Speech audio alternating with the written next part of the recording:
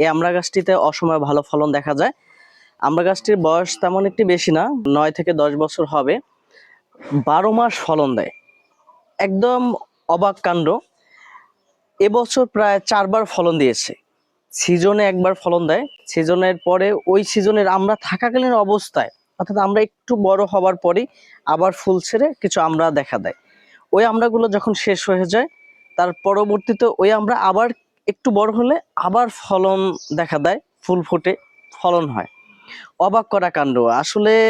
একটা আমড়া গাছে বছরে 4 বার আমড়া দেয়, এটা তো অবাক করা কাণ্ডই। আমড়া গাছটি এখন বর্তমানে সিজনের যে আমরা সেটা আসতে চলেছে।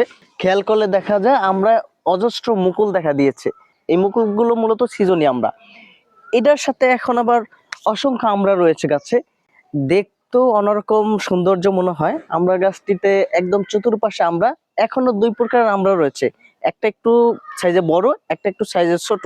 যে আমড়াটি সাইজে বড় সে আমড়ার মুকুল একটু আগে আসছে, যে আমরা সাইজে একটু ছোট সে আমড়ার মুকুল একটু পরে আসছে।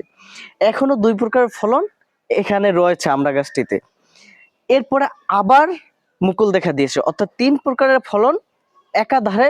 আমড়া গাছটি আসলেই ভালো একটা আমড়া, এবং আমরা অনেক সুমিষ্ট, অনেক পরিপুষ্ট এবং অনেক সুস্বাদু।